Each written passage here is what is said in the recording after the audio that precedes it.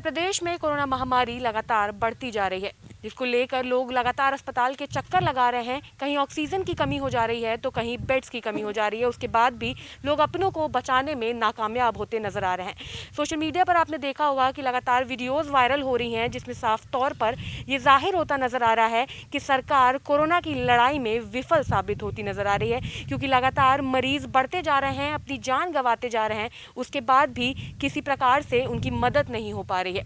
हालांकि लॉकडाउन तो दिन पर दिन बढ़ाया जा रहा है, लेकिन सरकार कोशिश भी कर रही है कि किस तरह से कोरोना की चेन को तोड़ा जाए, लेकिन सरकार का तरीका थोड़ा अलग नजर आ रहा है।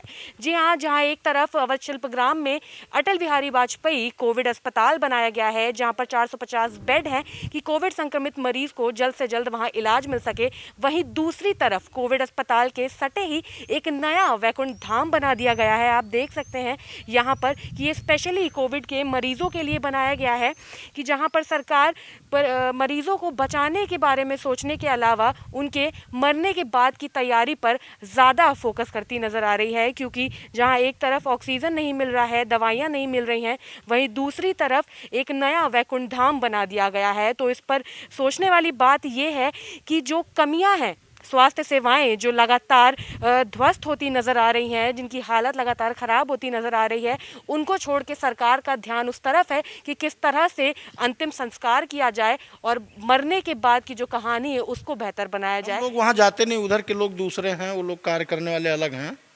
लकड़ी देना उनका काम, हम लोगों का काम केवल यहाँ देख रेख का है, रजिस्टर मेंटेन करना है। अभी वर्तमान में कितने शव आ रहे हैं यहाँ पे, पॉजिटिव और नेगेटिव दोनों? नहीं, कल एक आया था, आज कुछ भी नहीं आया, 2 दिन उधर पीछे नहीं आए, अभी 1500-1600 आ चुके अभी तक। 1500-1600 शव 24 तारीख से हमारी शुरुआत हुई है।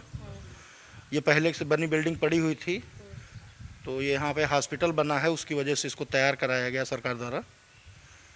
तो सिर्फ यहाँ पे कोविड संक्रमित मरीज ही आए? हाँ, पहले हम लोग 2-4 बार इधर लिया है, लेकिन अब केवल कोविड के लिए है। तो जैसे आप बता रहे हैं कि कुछ लोगों को अलग रखे गए हैं, लोगों के मतलब अंतिम संस्कार के लिए, तो उन लोगों की सुरक्षा के लिए कोई सुविधा नहीं है? अब उनके लिए वो अपना खुद बताएंगे, उधर के आदमी अलग हैं, उधर ठेकेदार अलग हैं, वो कार्य जो कर रहे हैं वो अलग हैं।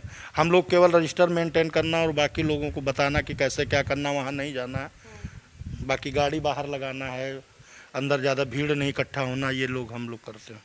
एक बार में कम से कम लोग आने चाहिए, 5 से 10 आते हैं। 5 से 10। कोविड बॉडी के साथ वैसे भी लोग कम आते हैं। और बाकी सुविधा के लिए पीपीटी किट है हम लोग के पास, सैनिटाइज़र है और मास्क है, हम लोग लगाए हुए हैं। और जो लोग शव जला रहे हैं उनके पास भी पीपीटी किट है।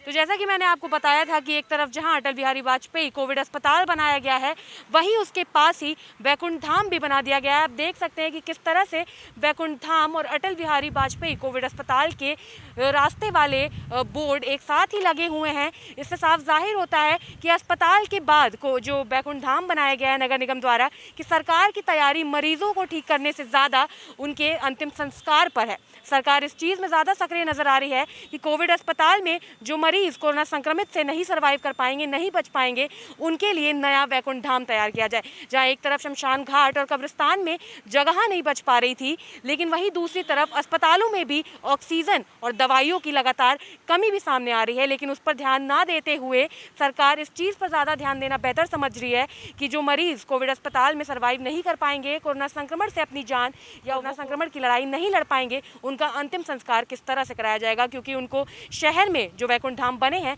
उसमें जगह नहीं मिल पा रही है। तो आप खुद ही देख सकते हैं कि किस तरह से सरकार का ध्यान अंतिम संस्कार करने पर ज़्यादा है और कोरोना से लड़ाई में मरीजों को बचाने पर नहीं। कैमरा पर्सन इस्लाम के साथ मैं शिवांगी, JMD खबर, लखनऊ।